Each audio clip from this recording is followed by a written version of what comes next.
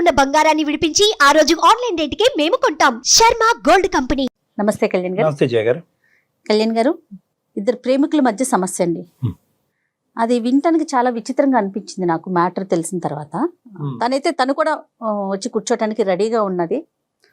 మాట్లాడదామండి. తప్పకుండా. ఓకే, తన పేరు సత్య అండి. సత్యారండి.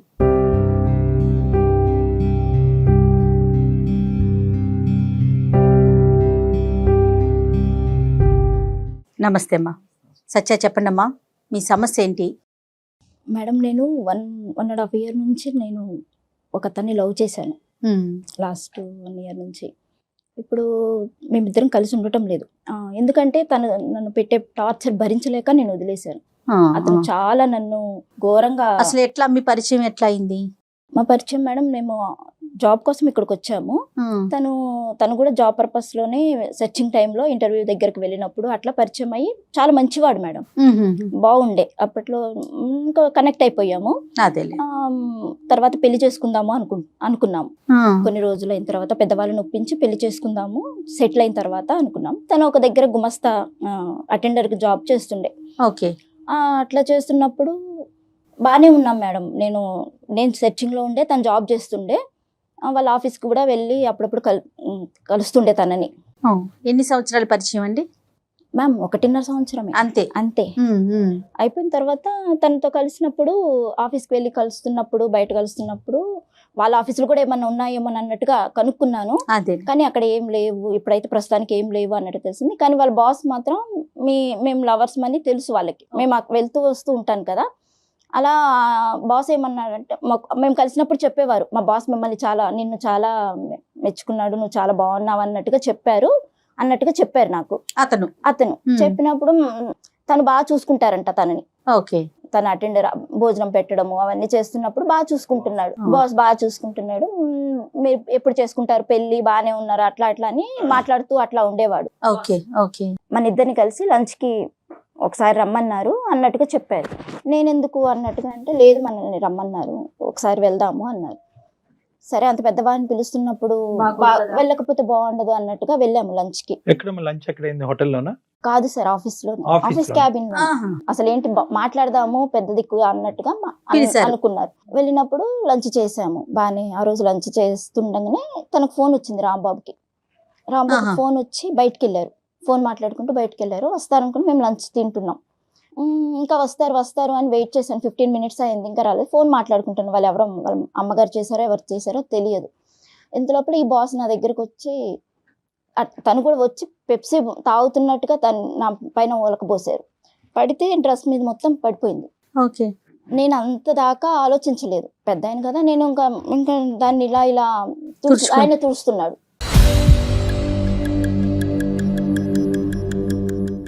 ఆయన తుడుస్తుంటే నాకు భయం వేసింది. తీసుకొని బయటకు వచ్చేద్దాము, డోర్ తీసుకొని బయటకు వచ్చేద్దామంటే రాంబాబు కనిపించట్లేదు.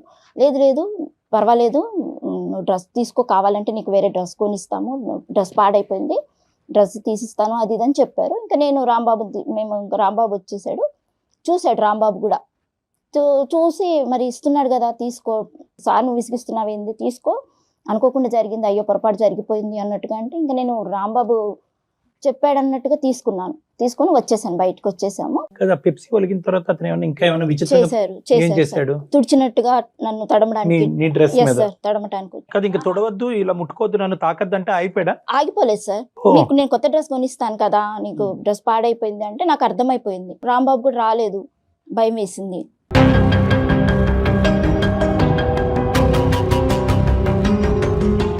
మళ్ళీ ఇంకొకసారి ఏమైందంటే, అది జరిగిన తర్వాత ఒక 15 days తర్వాత మళ్ళీ డిన్నర్కి వెళ్దాము, మా బాస్ మళ్ళీ పిలుస్తున్నారు, డిన్నర్కి వెళ్ళాల్సి వస్తుంది, మనము పండగ అయిపోయింది కదా, మనం వెళ్దాము అన్నట్టుగా అన్నారు. అంటే మళ్ళీ నేను కొంచెం ఆలోచించాను, మళ్ళీ ఎందుకులే అంటే, లేదు నేను ఉంటాను కదా, ఆ రోజు అంటే నాకు కాల్ వచ్చింది, నేను వెళ్ళాను, ఈ రోజు నేను పక్కనే ఉంటాను, నీకేం టెన్షన్ ఏం లేదు, మనం హ్యాపీగా ఉండొచ్చు, మంచిగా ఉంటది మనకు. అదే అక్కడ కూడా షెల్టర్, ఆయన మంచిగా ఆయనకి చేతి కింద మనం ఉంటే మనకి ఏదైనా మంచి జరగచ్చు అన్నట్టుగా నన్ను ఒప్పించారు కదా. అది రాంబాబు అటెండెంట్ అయితే కనుక నీ మీద అతనికి ఇంట్రెస్ట్ ఏంటమ్మా వాళ్ళ బాస్ కి? అది ఎప్పుడు నీ రాంబాబుని అడగలేదా నువ్వు? అరే నువ్వు నేను బాయ్ ఫ్రెండ్స్, ఎప్పుడు మాట్లాడినా మీ పెళ్లి నేను దగ్గరుండి చేస్తాను, మీ పెళ్లి మీరు చూడటానికి బాగుంటారు, మీరు మీ లైఫ్ సెటిల్ అయిపోతుంది అట్లా చెప్తుంటే తను బాగా వింటున్నారేమో, నిజమే అవుతుండొచ్చేమో అది అన్నట్టుగా కరెక్టే, కానీ ప్రతి అనుకున్నారు సార్. సందర్భంలోనే సంఘటనలో నిన్ను చూడాలి అని అనుకోవటం ఆ, అనేది తప్పు అనేది కదా. కదా, నన్ను ఏముందా కదా తీసుకొని అనేది. తీసుకొని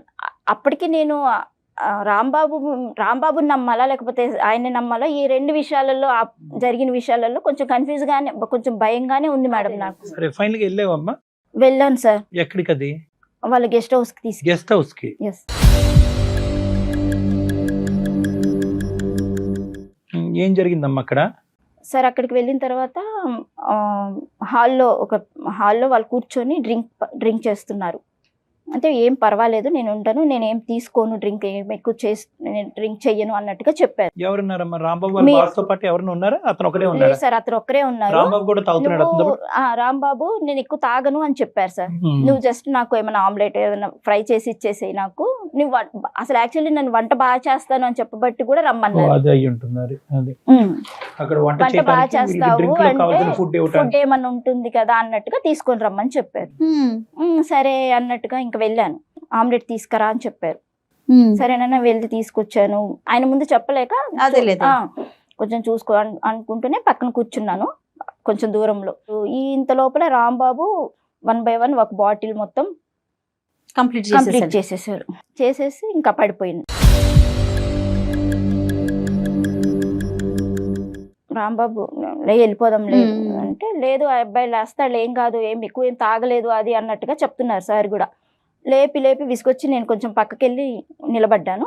ఈయన వచ్చారు, సార్ వచ్చారు, మిస్బిహేవ్ చేయడం మొదలు పెట్టారు. అది ఎక్కడ ఇల్లు ఎక్కడ ఆ ఏరియా ఎక్కడుందో తెలియదు, చీకటి. ఈయన ఏమో తాగి పడిపోయాడు.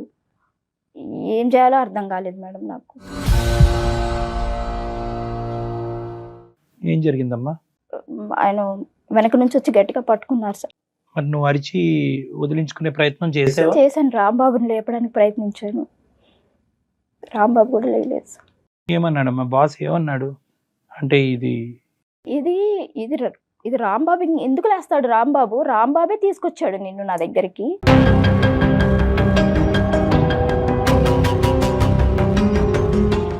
నాకు ఒక పక్క రాంబాబు ఇలా చేశాడు అన్న విషయానికి నాకు అసలు నేను నమ్మలేకపోయాను. ఏమో రాంబాబు కూడా తెలియక తీసుకొచ్చాడేమో, వంట చేయడానికి తీసుకొచ్చాడేమో. ఇతనేమన్నాడు? లేదు సార్, ఇతను ఏం చెప్తున్నాడంటే, నేను ఎప్పుడు నువ్వంటే నాకు చాలా ఇష్టము, నేను ఎప్పుడు రాంబాబు తోటి నిన్ను రప్పించడానికి నేను ఈ ప్లాన్ వేశాను.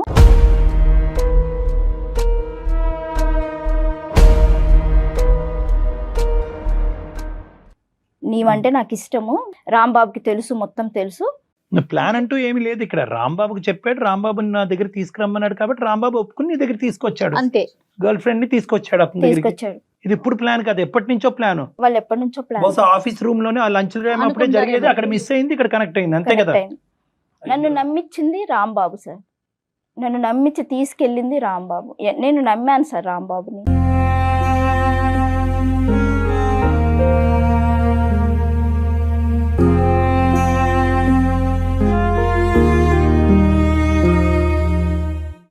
అవును, నువ్వు ఎందుకంటే నెంబర్ 1 తాగి నువ్వు స్పృహ తప్పే పరిస్థితి తెచ్చుకోదని నువ్వు వార్నింగ్ ఇచ్చినా కూడా అతను అంత నేను చెప్పాను. అసలు ఫస్ట్ టైం జరిగిన విషయమే చెప్పినప్పుడు కూడా సీరియస్ గా తీసుకోలేదు సార్. తను ఇంటెన్షన్ అంటూ లేకపోతే నైట్ డిన్నర్ కి ఎవరన్నా ఒక ఆడపిల్లని తీసుకెళ్తారు గెస్ట్ హౌస్ కి, వేరే ఇంకొక వ్యక్తి ఉన్నప్పుడు కదా, తన ఇంటెన్షన్ ఎలా పనిచేస్తుంది అనేది మనకు అర్థమవుతుంది కదా. ఏం జరిగిందమ్మా తర్వాత? మరి తర్వాత నెక్స్ట్ డే మీరు రాంబాబుతో మాట్లాడారా? చెప్పారా ఇట్లా జరిగింది నిన్న ఏంటి అని? నేను వెళ్ళిపోయాను మేడం ఇంటికి. ఇంకా అక్కడ ఆ రోజుతో వెళ్ళిపోయారా? వెళ్ళిపోయాను మేడం. వెళ్ళిపోయిన తర్వాత నాకు ఒక వీడియో వచ్చింది మేడం, ఫోన్ కి ఒక వీడియో వచ్చింది. తెల్లారంగా అయిపోగానే ఒక వీడియో వచ్చింది. వీడియోలో మొత్తం అక్కడ జరిగిందంతా నాకు వీడియో వచ్చింది మేడం.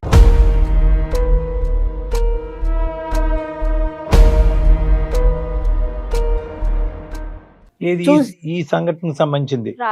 ఆ రోజు జరిగిన సంఘటన క్లియర్ టు ఉంది. అదేలే ఏంటి సార్ ఇది, నాకు వీడియో పెట్టారు ఏంటి అని అడిగాను.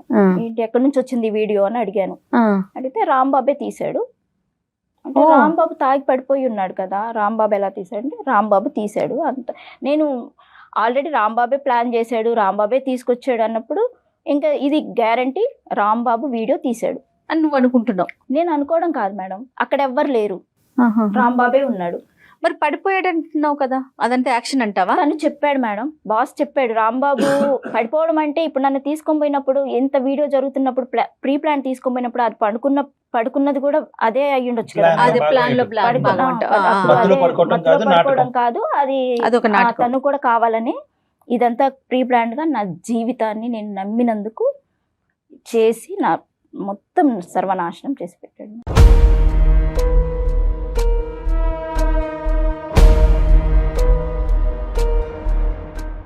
ఇప్పుడు ఆ వీడియో పంపించి ఏమంటాడు అతను? వీడియో వచ్చింది, రాంబాబు తీశాడు, నేను నీతో మాట్లాడాలి, ఒకసారి ఈ రాంబాబు విషయం నీతో మాట్లాడాలి, ఈ రాంబాబు ఎలాంటి వాడో నీకు తెలియాలి అని చెప్పారు మేడం. అంటే ఆల్రెడీ నేను రాంబాబు చేయబట్టే కదా నా జీవితం ఇట్లా అయిపోయింది. ఇట్లా జరిగిన ఈ రాంబాబు చేసిన దాంట్లో నీకు నేను మంచి జాబ్ ఇస్తాను, రాంబాబు సంగతి వదిలిపెట్టేసాయి, నేను నీకు జాబ్ ఇస్తాను అని చెప్పారు. వీడియో ఒకటి నేను జాగ్రత్తగా పెట్టుకుంటాను నా దగ్గర. బెదిరించాడు ఏమైనా? అది బెదిరింపు ప్లస్ చెప్తున్నాడు నాకు ఆ పరిస్థితిలో ఆ వీడియో ఒకటి దగ్గర పెట్టుకున్నారు, ఈ రాంబాబు ఇట్లా చేశాడు, నాకు ఇప్పుడు ఆ పరిస్థితిలో నేను ఏం చేయాలో నాకు అర్థం కాలేదు మేడం. నీకు మంచి జాబ్, మా ఆఫీస్ లో మంచి జాబ్ ఉంది, నువ్వు చేసుకో. కానీ ఇది ఈ మొత్తం దాంట్లో ఎక్కడ రాంబాబు యొక్క ఒపీనియన్ తీసుకోవడానికి ట్రై చేయలేదమ్మా నువ్వు? సార్ నేను రాంబాబుని అడిగాను, ప్రతిసారి మళ్ళీ నన్ను కలవడానికి వచ్చారు. రాంబాబు వచ్చాడు నన్ను కలవడానికి, నేను కలవలేదు, నన్ను కాల్ చేశాడు, బ్లాక్ చేసేసాను. అది వినాలి కదమ్మా, అసలు అతను ఒపీనియన్ ఎందుకు ఇంత దారుణానికి ఒడిగట్టాడు? ఇప్పుడు ఇతను దారుణమా లేదంటే అతను డైరెక్ట్ చేయడం వల్ల ఇతను ఆడిందా? హింట్ ఇచ్చిన తర్వాత మళ్ళీ నన్ను తీసుకెళ్ళాడు.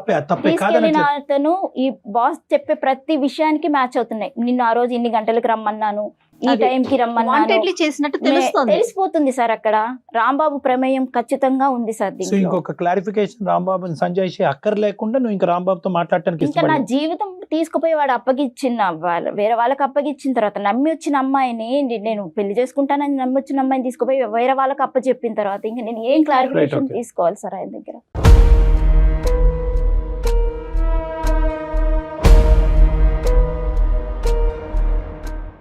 ఇతను ఎవరు? ఇప్పుడు ఏంటి ఇతని ఉద్దేశం ఏంటి? నీకెందుకు ఉద్యోగం ఇస్తున్నాడు?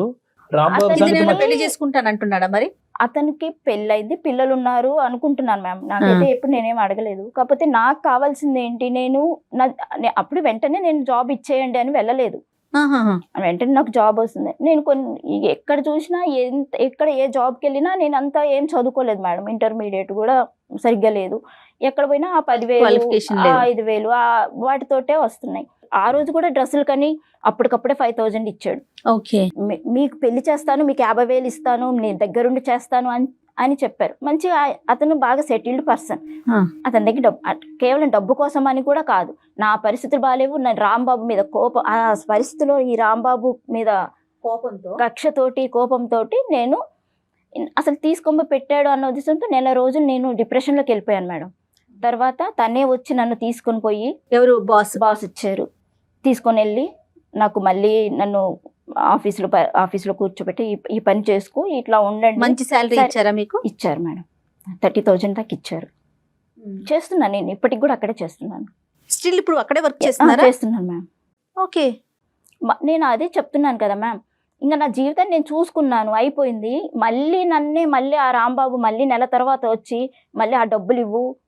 ఇప్పుడు నేను అక్కడ తెలిసిపోయింది కదా నేను ఎక్కడ పని చేసేది. అక్కడే రాంబాబుని అప్పుడే తీసేశాడు పనిలో నుంచి.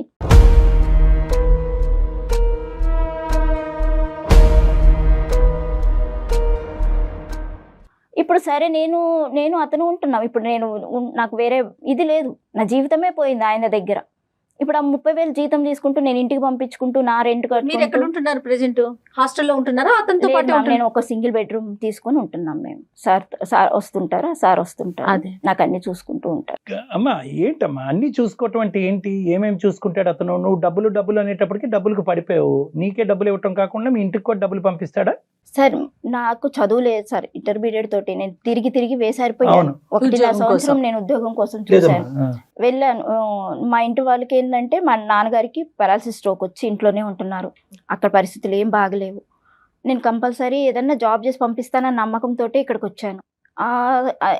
ఈ రాంబాబు చేసిన పనికి ఆ సార్ చేసే హెల్ప్ కి నాకు ఆ సారే బెటర్ అనిపించింది ఈయన చేసిన మోసానికి. ఏ విధంగానమ్మా? ఇప్పుడు డబ్బులు సార్, ఇవ్వటం నాకు వరకు ఓకే, కావాల్సింది డబ్బులు ఇవ్వటం వరకు ఓకే, రాంబాబుని తప్పించడం వరకు కూడా ఓకే అని అనుకుందాము. ఇతను ఇంకా నీ జీవితంలో ఏ పాత్ర పోషించుకుంటూ వచ్చాడు అనేది నా ప్రశ్న. మేమిద్దరం రిలేషన్ లోనే ఉంటున్నాం. రైట్, అది చెప్పాలి కదా. మీరిద్దరు ఒకటయ్యారు, రాంబాబుని తప్పించారు, ఒకటయ్యారు. అదేంటమ్మా పెన్నం మీద నుంచి పొయ్యిలో పడినట్లేదు ఇది? కాదు సార్, ఎలా? ఎందుకు నాకు విరక్తి పుట్టింది సార్ వీళ్ళ ఈ ప్రేమ మీద, నిజంగా ప్రేమ మీద. ఇదంతా ఈ రాంబాబు కంటే ఈయన నన్ను చూసుకుంటున్నాడు కదా అన్నట్టుగా నేను ఇంకా ఇక్కడ ఈయనతోటి రిలేషన్. ఇప్పుడు నీ సుఖం గురించి, నీ డబ్బుల గురించి, నీ అవసరాల గురించి, నా కడుపు గురించి వచ్చి అక్కడ ప్రాధాయపడేటప్పటికి అతను నాకు కావాల్సినటువంటి జీవితాన్ని వద్దన్న ఎక్కువ జీతాన్ని ఇచ్చేసి నన్ను చూసుకుంటున్నాడు అనేది నీ స్వార్థము. రాంబాబుని తీసి పక్కన పెడదాము, ఎందుకంటే రాంబాబు స్వార్థానికి నేను కానీ అక్కడ వేరే బలయ్యాను ఒక కదా సార్. ఆడదుందిగా, వేరే ఒక ఆడదుందిగా, ఒక స్త్రీమూర్తి ఆ భార్య పరిస్థితి ఉందిగా. ఏంటి? వాళ్ళ భార్య పిల్లలకి ఏం లోటు చేయటం లేదు సార్ చేయడమ్మా, అతను. లోటు చేయడమ్మా చాలు, ఇది లోటు చాలు. మీది సీక్రెట్ గా నడిపించేటటువంటి అంశం. వాడు నీకు డబ్బులు ఇస్తున్నాడు అంటే కనుక వాడి శారీరకమైనటువంటి సుఖం గురించి నీ దగ్గరకు వచ్చి నీకు 30,000 ఇస్తున్నాడు. నువ్వు ఉద్యోగం చేయకపోయినా కూడా 30,000 ఇస్తాడు. నువ్వు 3 లక్షలు అడిగితే 3 లక్షలు ఇస్తాడు. ఎందుకు? వాడికి సుఖం కావాలి. నువ్వేంటమ్మా ఆవల్లో చిక్కుపోతే? రాంబాబు దొంగోడు కాబట్టి ఇంకో దొంగోడి దగ్గర ఉంటానన్నట్టుంది. ఆ రాంబాబు మళ్ళీ లైఫ్ లోకి వచ్చి మళ్ళీ డబ్బులు అడుగుతున్నాడు సార్. మళ్ళీ నువ్వు వీడితో ఉంటున్నావే అన్న ఇది కూడా లేదు అది సార్. ఇష్యూ ఆ బాధ కాదు. కూడా అది లేదు. ఇష్యూ లేదు. నువ్వు అసలు ఫస్ట్ ఆఫ్ ఆల్ రాంబాబుకి ఫోన్ కలిపి చెప్తాను, మాట్లాడదాం వాడితో. వాడు ఫోన్ ఒకసారి కలిపి. ఫోన్ చేయి.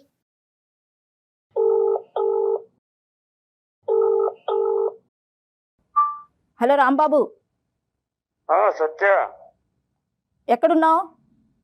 నేను ఎక్కడంటే నీకెందుకు? నాకు నువ్వు ఫోన్ తీయట్లేదు. చాలా ఫోన్ కలిసి నేను ఫోన్ చేసి తీసేటట్టుగా ఏమన్నా చేసావా నువ్వు? నీతో మాట్లాడేటట్టుగా చేసావా నువ్వు? నా జీవితాన్ని నాశనం చేసి మళ్ళీ నువ్వు ఫోన్ తీయటం లేదు అని మాట్లాడుతున్నావు. అంటే నేనే చేశానంటావు? నువ్వు చేయకపోతే ఇంకెవరు చేశారు? నా ఉద్యోగం పీకిచ్చేసింది నేనే, ఆ. వాటితో గులుగుతుంది నేనే. ఓకే. నువ్వు ఆ పరిస్థితి ఎందుకు కల్పించావు? అంటే ఇప్పుడు నా లవర్ని సార్ దగ్గరికి పంపించింది నేను అన్నట్టుగా చెప్తున్నావు ఇప్పుడు. మరి ఆ రోజు తీసుకెళ్ళింది ఎవరు? చెప్పానా నేను నీకు? నేను ఎలా చెప్పాను మీకు? నీకు ఎలా చెప్పాను నేను నీకు? నువ్వు నాకేమీ చెప్పలా. నేను చూసా కదా నువ్వు ఏం చేస్తున్నావో నాకు అనిపించింది కదా. నేను నా కళ్ళారా చూసినాక నేను మీరేం చేస్తున్నారు, మీరు ప్లాన్ ఏందో నాకు అప్పుడే అర్థం. ప్లాన్ చేసింది ఎవరు? ఆఫీస్ కి తీసుకెళ్ళింది ఎవరు? బాస్ నీ గురించి చెప్పింది ఎవరు? ఫోన్ వచ్చిందని మాట్లాడుకుంటూ వెళ్ళింది ఎవరు? గెస్ట్ హౌస్ కి తీసుకెళ్ళింది ఎవరు? భోజనం చేపించింది ఎవరు? తాగి పడిపోయింది ఎవరు? నా జీవితం మొత్తం ఇది చేసింది ఎవరు? ఇప్పటికీ చెప్తున్నావు నువ్వు నా వీడియో ఉంది అని. ఒకసారి ఆలోచించు. ఆ వీడియో ఎవరు పంపిస్తే వచ్చింది నీ కాడికి? అవును, బాస్ కి నంబర్ ఎవరిచ్చారు? నా నంబర్ ఎవరిచ్చారు బాస్ కి? నేను నెంబరే కాదు, నిన్ను కూడా నేనే ఇచ్చినట్టు అయింది ఇప్పుడు. మరి నువ్వు ఇవ్వకపోతే ఇంకెవరిచ్చారు? అవును, ఆ వీడియో ఎవరు తీశారు? ఎక్కడి నుంచి వచ్చింది ఇప్పుడు చూసావు అసలు? బాస్ దగ్గర నుంచే వచ్చింది. మరి ఎవరు తీశారు అది? మేమిద్దరం ఉన్నప్పుడు ఎవరు తీశారు? ఒకవేళ అతను నన్ను ఏదో చేస్తున్నప్పుడు ఇది వాంటెళ్ళి ఎవరన్నా తీస్తేనే కదా వీడియో వచ్చేది. ఆ టైంలో అక్కడ ఎవరున్నారు? 6 నెలల నుంచి ఆలోచన చేయలేదే నువ్వు? ఆ 6 వీడియో నెలల ఎవరు నుంచి తీసుంటారు? నేను ఆ రోజే అడిగాను. నువ్వు పక్కన రోజు నిన్ను అడిగినప్పుడే కదా నేను నిన్ను బ్లాక్ చేసింది. నువ్వు అడిగావు కానీ విన్నావా? నేను చెప్పేది విన్నావా అసలు? ఏం చెప్పాలి? నేను చెప్పింది విన్నావా? ఆ వీడియో తీసింది కూడా ఇప్పుడు మీ బాసు. ఇప్పుడు నీ ఏమనాలి? నీ జీవితం నాశనం చేసుకొని నీ జీవితమే నాశనం కదా. నా జీవితమే నాశనం అయింది ఇప్పుడు. నా జీవితం ఏముంది ఇక్కడ? నా జీవితం ఏముంచావు నువ్వు ఇక్కడ? ఏముంచావు నా జీవితం ఇక్కడ? బాగానే చూసుకుంటున్నాడుగా. నా ఉద్యోగం పీకి నీకు ఇచ్చాడు, జీతం పెంచాడు, పిల్లం కంటే ఎక్కువ చూసుకుంటున్నాడు. ఏం నీకు తెలియాలి అది. ఇక్కడ నేను ఇప్పుడు నువ్వు నన్ను ఎందుకు డబ్బులు అడుగుతున్నావు? మరి నా నీ ఉద్యోగం ఉద్యోగం పీకి నీకు ఇచ్చాడు కదా. నువ్వు నన్ను డబ్బులు అడగాల్సిన అవసరమే లేదు. నేను ఎవరైనా అడుగుతున్నావు నువ్వు? నేను వేరే వశమైపోయాను, వేరే ఇదైపోయాను అన్నావు కదా. నువ్వు ఏ ఉద్దేశంతో మరి నీ తాగడానికి నాకు డబ్బులు, రాత్రులు వేధించడం, ఫోన్లు చేయడం, వేరే నంబర్ల నుంచి చేయడం, వీడియోలు చూపిస్తాను అనడం చేశారు. రోడ్డుకు పడేశారు కదా ఇద్దరు కలిసి. నా ఉద్యోగం నీకు కావాల్సి వచ్చింది, నా లవర్ వాడికి కావాల్సి వచ్చింది. మీరు బాగున్నారు, నాకు దిక్కు లేదు కదా. ఇప్పుడు నాకు జీతం లేదు కదా, నాకు సంపాదన లేకుండా చేశారు కదా. నన్ను పిచ్చోని చేశారు, రోడ్డును పడేశారు. ఇదంతా చేసుకున్నది నువ్వు. ఇప్పుడు డాక్టర్ గారితో మాట్లాడు. మరి ఇక్కడ నీకు 2వ వర్షం ఇదంతా వాడు ప్లాన్ చేశాడు. ప్లాన్ చేశాడు. అరే మీ జంట బాగుంది, మీరు మళ్ళీ జంట అయితే నేను ముచ్చటగా ఉంది, జంట చూడ ముచ్చటగా ఉంది, ఒకసారి నాకు కూడా పరిచయం చేయంటే నేను పరిచయం చేశా. ఇప్పుడు మనం నీ గురించి ఇప్పుడు నేను మాట్లాడినా ఎంత జరిగినా కూడా ఎవరి జీవితాలు సరిగ్గా రావు. నేను నా జీవితం కోసము నేను అందమైన సుమన్ టీవీ అందమైన జీవితంకి వచ్చాను. హలో రాంబాబు వింటున్నావా? నీకు నేను డాక్టర్ గారిని రిక్వెస్ట్ చేశాను. ఇప్పటికైనా నా జీవితం బాగుపరుచుకోవాలని నేను మాట్లాడటానికి వచ్చాను. నువ్వు మాట్లాడు డాక్టర్ తోటి. రాంబాబు గారు నమస్తే. అయ్యా నమస్కారం అండి. బాగుంది. ఏంటి విషయాలు ఏంటి చెప్పండి. ఇప్పుడు ఈ అమ్మాయి మా దగ్గర అదే సార్, ఇప్పుడు మీకు ఎవరు పరిచయం చేశారు ఆవిడ్ని? ఆవిడ్ని ఏం ప్రశ్న అయ్యా, మాకు ఆవిడ్ని పరిచయం చేయదేంటి అయ్యా? ఆవిడ బాధలో ఉండి మాకు నువ్వు ఆన్ లో ఉన్నావా ఆఫ్ లో ఉన్నా ఫస్ట్ నువ్వు నాకు చెప్పు. నేను ఆన్ లో ఉంటేనే మాట్లాడతాను సార్, లేకపోతే ఎవరితో మాట్లాడినా. అమ్మా అదే అర్థమైంది, కానీ కాస్త మేము మాట్లాడతాము, నువ్వు కాస్త జాగ్రత్తగా వినాలి, ఓకేనా? ఆవిడ మమ్మల్ని ఎవరు పరిచయం చేయలేదు, మేము ఆవిడని రమ్మని చెప్పి మేమేమి ఇన్విటేషన్ ఇవ్వలేదు. ఆవిడ ఒక బాధలో ఉంది. వినండి కదా అన్ని తెలుసు మీకు. రాంబాబు గారు ఒక్క నిమిషం, నేను చెప్పేది విన్న తర్వాత మీరు మాట్లాడండి, ఒక్క నిమిషం. చెప్పండి సార్ చెప్పండి. సో ఆ అమ్మాయి ఒక బాధతో మా దగ్గరికి వచ్చింది. ఏంటా బాధ అంటే కనుక, ఇలా నేను రాంబాబు అనేటటువంటి వ్యక్తి 1.5 సంవత్సరాల పాటు ప్రేమించుకున్న తర్వాత అతను బలవంతంగా నాకు తన బాస్కి పరిచయం చేశాడు. వాళ్ళ బాస్ ఒకనొక సమయంలో నన్ను, వాళ్ళిద్దరు బాగా తాగి రాంబాబు పడిపోయినటువంటి సందర్భంలో వాళ్ళ బాస్ నన్ను వశపరుచుకున్నాడు. ఆ వీడియో రికార్డింగ్ కూడా తీయటం జరిగింది. ఆ వీడియో రికార్డింగ్ కూడా రాంబాబు తీశాడు. దాని తర్వాత తద్వారా జరిగిన పరిణామం ఏంటంటే, రాంబాబుని ఉద్యోగంలోంచి అతను తీసేస్తే నా జీవితం నుంచి నేను తీసేశాను.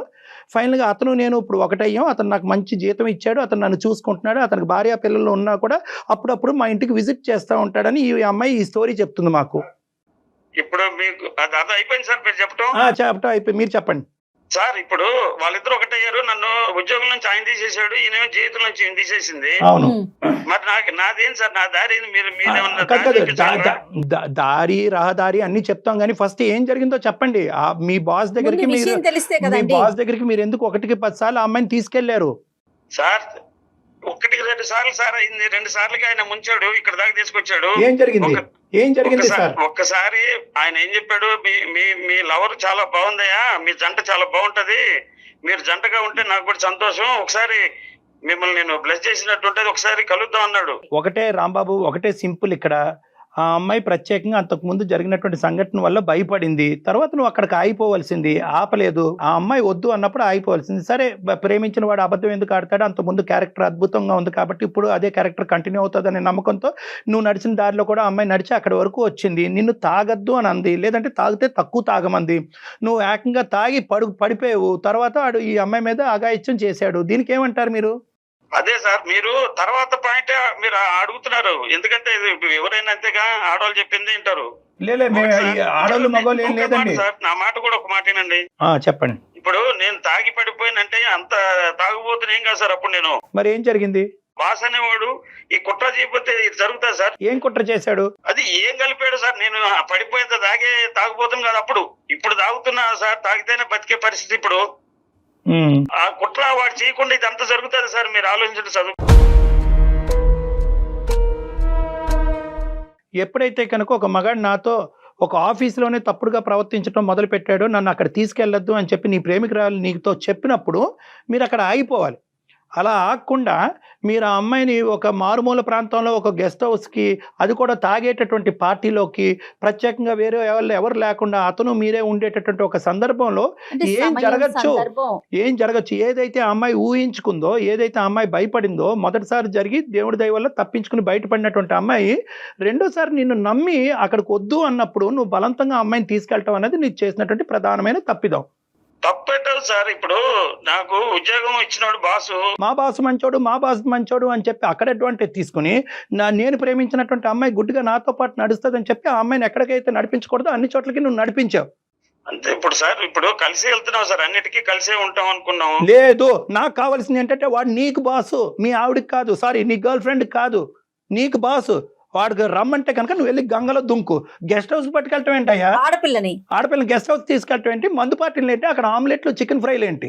రాంబాబు ఒకటి నేను చెప్తున్నాను, సార్ నువ్వు నిజంగా అన్యాయం అయిపోయావా, లేదంటే నీ జీవితం ఒక ఆడపిల్ల ప్రేమించినటువంటి ఆడపిల్ల నీకు దక్కకుండా పోయింది, ఉన్నటువంటి ఉద్యోగం పోయింది, నీ కడుపు మీద వాళ్ళకి తన్నారు, ఇవన్నీ నిజాలే కాదనట్లేదు. కానీ ఈ కార్యక్రమం అంతా ఎక్కడి నుంచి మొదలైంది? ఆ అమ్మాయి కూడా ఇప్పుడు నిన్ను తిడుతూ నువ్వు చేసినటువంటి తప్పుని వేలెత్తి చూపెడుతూ ఇక్కడ మా ఎదురుగుంటా ఉండేటటువంటి సత్య చేసేటటువంటి పనిని మేము సమర్థించట్లేదు. ఇది జాగ్రత్తగా గుర్తుపెట్టుకోండి. ఇందాక నేను అన్నాను పెన్నం మేంచి సత్య పొయ్యిలో పడిందని అన్నాను. ఇప్పుడు సత్య ఏంటంటే 30,000 ఇక్కడ ఇస్తున్నాడు, అక్కడ ఒక 20,000 ఇంటికి పంపిస్తున్నాడు. కాబట్టి ఏదైతే డబ్బు గురించి ఇన్ని సంవత్సరాల పాటు కొట్టుమిట్లాడానో ఆ డబ్బు నా చేతికి అందేటప్పటికి ఈ అమ్మాయికి కళ్ళు నోరు అన్నీ మూసుకుపోయినాయి. ఈ అమ్మాయికి గుడ్డిగా వాడికి సమర్పయామి అని చెప్పి వాడు అసలు చిక్కుకుపోయింది ఈ అమ్మాయికి తెలియట్లేదు. మీరు చెప్పండి సార్, ఇప్పుడైనా మేమిద్దరం కలిసి ఇంకో చోట జాబ్ చేసుకోలేము సార్. బంత్ అనేది నీ కోర్టులోని లేదు, నీ ఎక్స్ బాస్ కోర్టులో కూడా లేదు. మీ ఇద్దరికి ఒకరికి మించినటువంటి వాళ్ళు దొంగలే మీరిద్దరు. ఆ అమ్మాయి బంత్ అనేది ఆ అమ్మాయి కోర్టులో ఉంది. ఆ అమ్మాయి ఎటువంటి నిర్ణయం తీసుకోవాలంటే ఆ నిర్ణయం తీసుకుంటుంది. ఆ నిర్ణయాన్ని మీరు శిరసా వహించండి. ఆ అమ్మాయిని హెరాస్ చేయకండి దయచేసి. నువ్వు కానీ వాడు కానీ వాళ్ళు తాట తీస్తాం. ఆ వీడియోలు ఏవైతే ఉన్నాయో ఆ వీడియోలు ఇమీడియట్గా డిలీట్ చేయండి. డిలీట్ చేయకపోతే మేమే ఇప్పుడు ఈ క్షణంలో సైబర్ క్రైమ్కి వెళ్ళి మిమ్మల్ని ఇద్దరిని అప్ చెప్తాం. ఆ అమ్మాయి మీరు అర్థం చేసుకోవట్లేదు సార్, మీరు నా వైపు నుంచి అర్థం చేసుకోండి సార్. నీ వైపు బాగానే అర్థమైందిలే, కానీ ఇప్పుడు ఆ అమ్మాయి ఏం చెప్తుందో ఒక నిమిషం విను. గుడ్ బై చెప్పమ్మా. రాంబాబు, ఇంకా ఎవరి జీవితాలు నాశనం చేయొద్దు. తాగి నీ జీవితం నాశనం అయిపోతుంది, నా జీవితం పోయింది. ఇంకా నేనైతే నీతో కలిసేదంటూ ఉండదు, నేను నీతోటి మాట్లాడేదంటూ ఉండదు. నేను నా వీడియోస్ ఎప్పుడైతే డిలీట్ అయిన మరుక్షణం నేను ఇక్కడ ఈ ఊర్లోనే ఉండను, నేను మా ఇంటికి వెళ్ళిపోతాను. నీకు బాస్ చెప్పినట్టు చెప్పినట్టుంది నాకు. కథ అల్లుతూనే ఉంటాడు. కట్ చేయమ్మా. చాలే బాబు, దండం పెడతా నీకు, నువ్వు మందులో ములుగున్నావు. అమ్మ లాస్ట్లో నేను నీతో మాట్లాడవలసినటువంటి అవసరం లేకుండానే అతనితో మాట్లాడినటువంటి తరంలోనే నువ్వు ఒక మంచి నిర్ణయానికి వచ్చావు. మేము నిన్ను అప్రిషియేట్ చేస్తున్నాం. బహుశా ఇదే చాలా మందికి వినవలసినటువంటి నేర్చుకోవాల్సినటువంటి ఒక పాఠం. ఆడపిల్లలు గుడ్డిగా ప్రేమ అనే మత్తులో మునిగిపోయి చెప్పినటువంటి వాడు దారిలో అట కొట్టుకుపోయి మోసపోయి ఏది చెప్తే అది తలాడించి ఇప్పటికైనా నువ్వు బయటపడ్డావు. నీ కష్టాన్ని నమ్ముకుంటే ఎక్కడన్నా బతకగలవమ్మా. ఆ 4 రూపాయలు ఎక్కడన్నా వస్తాయి జీవితంలో. ఇలా అసహ్యంగా సంపాదించవలసినటువంటి అవసరం లేదు.